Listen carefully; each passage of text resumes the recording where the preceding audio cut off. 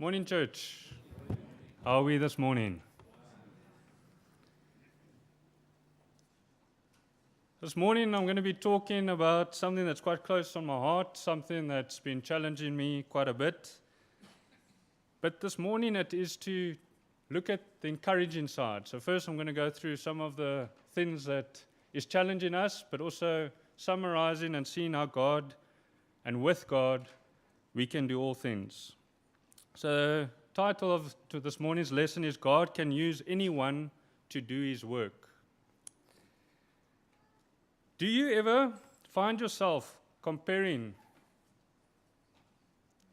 yourself to others? Whether it is in business, sport, family, church, finances, and lifestyles. Why can't I be like Usain Bolt in athletics if I'm an athlete? Why can't I be like Ronaldo, a discipline that I enjoy, playing soccer? Then there are other times when we compare and point out reasons why that person should not be doing something, or we could do it better than somebody else. Whether it be being up here teaching. I'm not a public speaker by any means, so there might be a few of you that might be better equipped than me, sitting in your seat saying, could have said that, he could have used that verse instead. His dialogue, where's my favorite critic, the Elise, very monotone. I don't give enough up and down, so I'm trying my best. I don't know if it's just human nature or because it is the way for us to find excuses why we can't or why we should not be as good as others. And when others, at the least courageous, or at least they're courageous enough to try, we often ridicule and try focus on their weaknesses. Why do the things I've just mentioned, why do we do the comparing? What is the reason that we do that? I wrote down here, are we afraid? Do we fear that we will fail? Do we fear what others will think of us?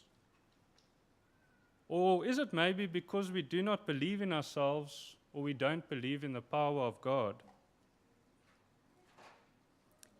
How many of us today are feeling tired this time of year, end of the year?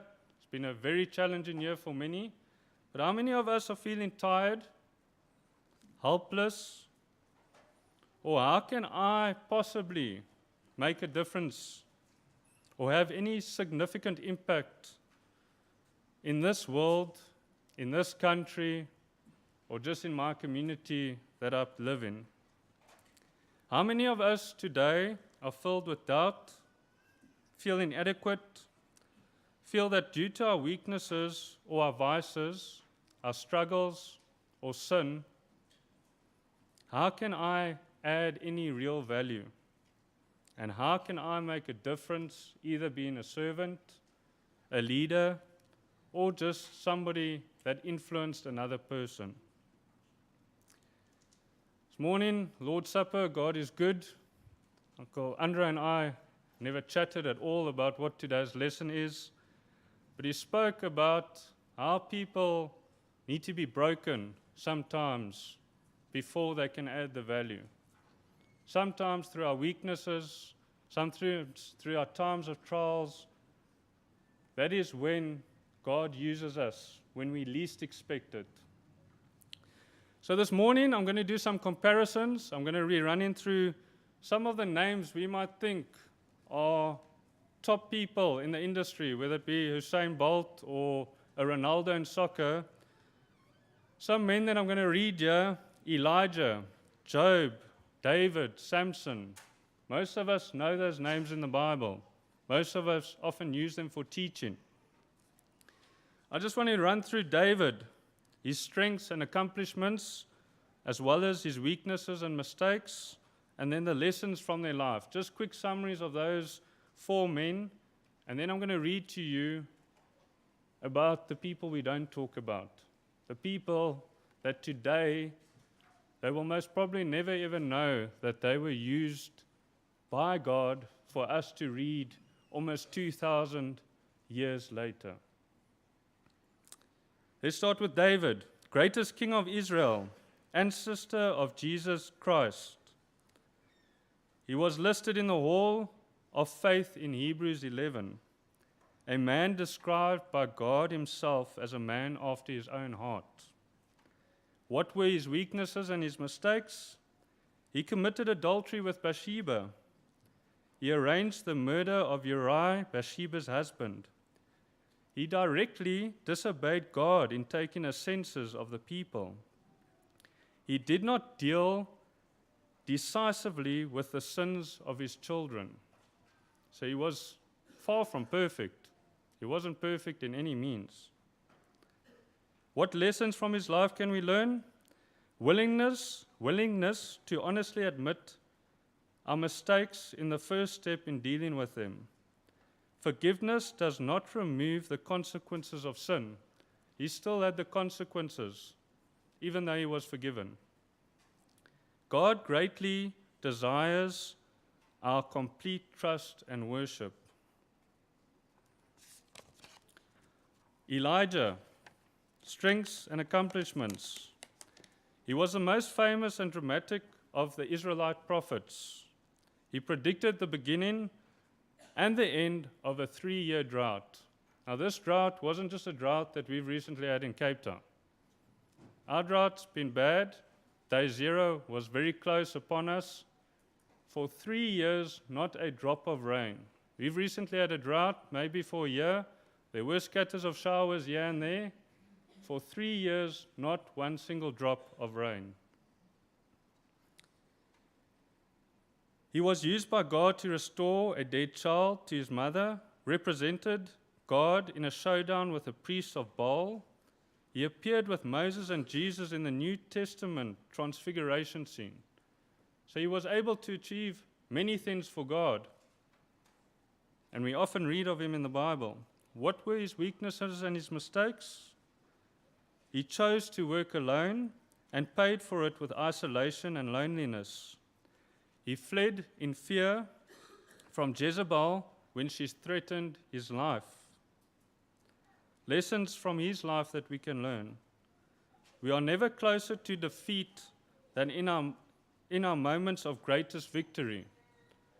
When he fled Jezebel, that was just shortly after God showed him how great God is. When he built an altar, he put a sacrifice in place, he brought water, he drenched it so much so that it filled a channel around the altar. God sent fire to consume his offering, and he physically witnessed a great miracle in front of his eyes. Just a few moments later, when Jezebel threatened his life, he doubted God and he ran away. Then we have Samson, as well as, let's just run through Samson quickly. I know with time I'm a bit out. Strengths and accomplishments. He was dedicated to God from his birth as a Nazarite. He was known for his feats of strength. He was listed in the Hall of Faith in Hebrews as well. He began to free Israel from the Philistine oppression. His weaknesses and some of his mistakes. He violated his vow and God's law on many occasions. He was controlled by sensuality. He confided in the wrong people, spent time with people he shouldn't. He used his gifts and abilities unwisely. Lessons that we can learn. Great strength is one area of life does not make up for our weaknesses in others. So just because we're strong, God gave him immense strength. He gave him all the practices to follow. But where he had his weaknesses, it doesn't always cover each other. So you can't just be strong in one area and weak in another. It does come back. God's presence does not overwhelm a person's will. So even though we've got God in our lives, we still make the decisions. So God will be there, but just because we have His presence among us, that doesn't mean that our actions will necessarily follow what He expects of us. God can use a person of faith in spite of his and her weaknesses. One of the main things that I want to talk on today was summarized in that statement. God can use a person of faith in spite of his or her weaknesses. Now the verse I asked Jonathan to read, thank you, was in the book of 1 Kings 17, 7 through to 24. We read about Elijah and the widow of Zarephath. I don't think I pronounced it correctly, but basically after the drought, or during the time of drought, God sent ravens to feed Elijah. When it dried up, there was no water by the brook where he was. He had to go and find. So God said, go into the town of Zarephath. You'll find a widow there who will provide for your needs. So Elijah went, and I want to read from verse 10. So he went to Zarephath. I'll let you guys read that word.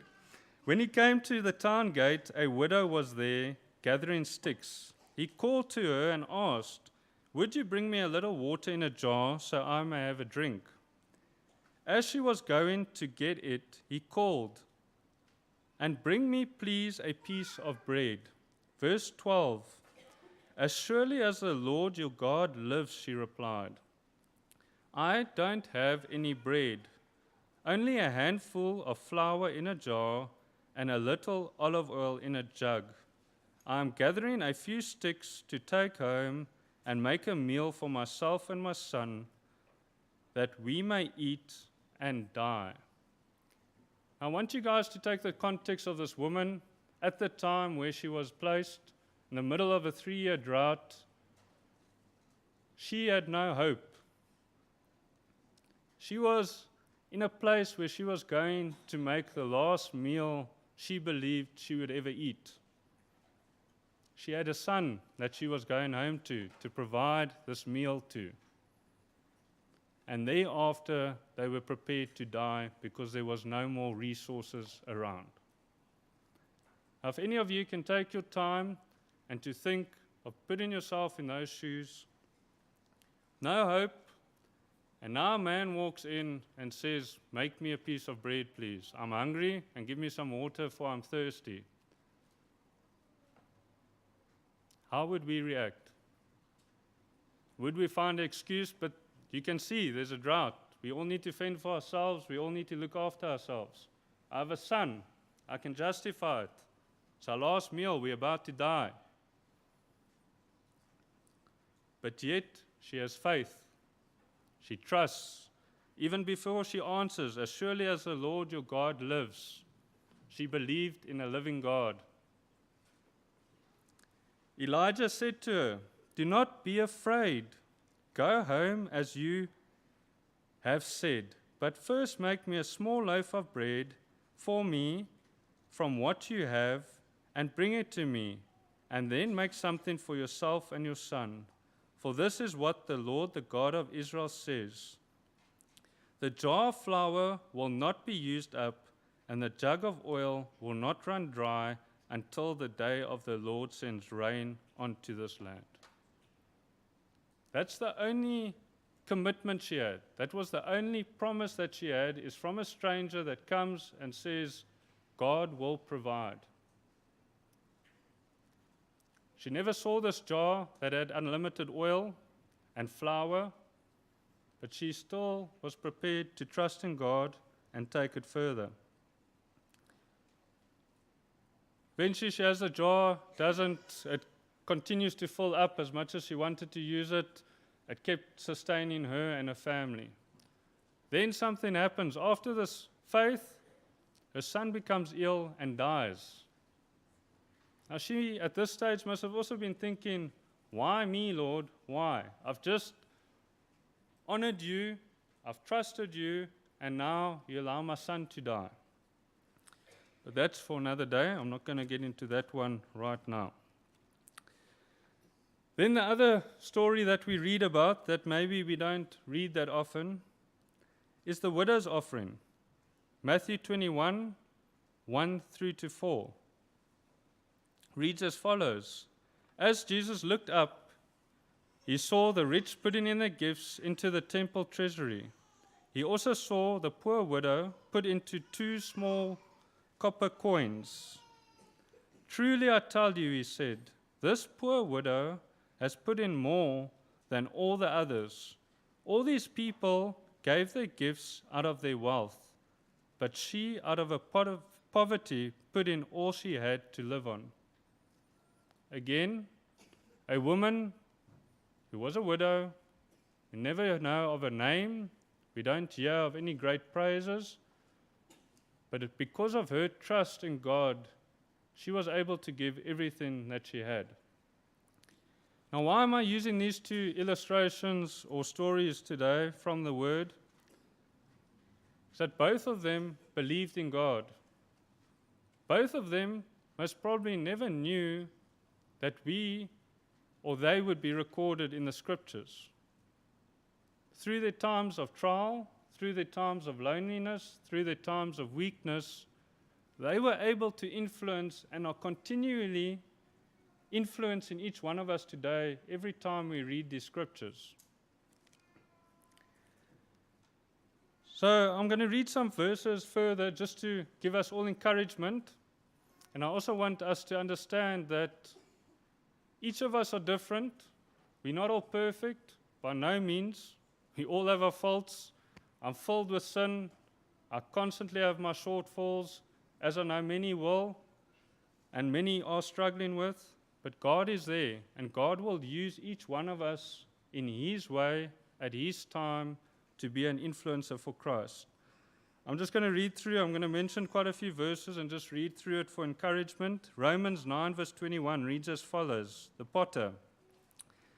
Does not the potter have the right to make out of the same lump of clay some pottery for special purposes and some for common use? He's using the same pot of clay, but one will be used for special purposes and others just for common use. So you might not see yourself as being special today. You might not see yourself as being something grand, whether your gifts of preaching or spirit is not necessarily preaching, and you think only people that stand up here and can preach are worthy of doing God's will. That's not the case. I want to continue. 2 Corinthians 12 verse 9. But he said to me, my grace is sufficient for you, for my power is made perfect in weakness. Therefore I will boast all the more gladly about my weaknesses, so that Christ's power may rest on me. That is why, for Christ's sake, I delight in weakness, in insults, in hardships, in persecutions, in difficulties, for when I am weak, I am strong. Isaiah 40 verse 31. But those who hope in the Lord will renew their strength. They will soar on wings like eagles. They will run and not grow weary. They will walk and not be faint. Joshua 1 verse 9. Have I not commanded you? Be strong and courageous. Do not be afraid. Do not be discouraged. For the Lord your God will be with you wherever you go. Romans 8 verse 31. More than conquerors is the heading. What then shall we say in response to these things? If God is for us, who can be against us? God is on your side, and God will always provide. Romans 12, 6 to 8. We all have different gifts according to the grace given to each of us. If your gift is prophesying, then prophesy in accordance with your faith. If it is serving, then serve. If it is teaching, then teach. If it is to encourage, then give encouragement. If it is giving, then give generously. If it is to lead, do it diligently. And if it is to show mercy, do it cheerfully. Romans 8 verse 28. And we know that in all things God works for the good of those who love him, who have been called according to his purpose. Not our purpose, not our will, but God's will. And his purpose will be done whether we think we're significant or whether we think we're insignificant. God will use us for his purpose. Philippians 2, last verse for today, Philippians 2 verse 13. For it is God who works in you to will and to act in order to fulfill his good purpose. So in summary, just summarizing, we need to allow God to work with us. We need to be his instruments. We need to stop making excuses and comparing ourselves to others and what they have done versus what we maybe not have done. We need to give our best according to what God has chosen each one of us to be. We need to believe in the power we have with God on our side and have the courage to do his will, even though we will fall along the way. He never promised it's going to be perfect. He never promised we're not going to fail. He will be with us even though we will fall along the way, we will make mistakes, and we will also sin. But because of Jesus Christ and God's grace, we know we will be lifted up, and he will overcome our sin and our weakness if we keep close to him. Thank you.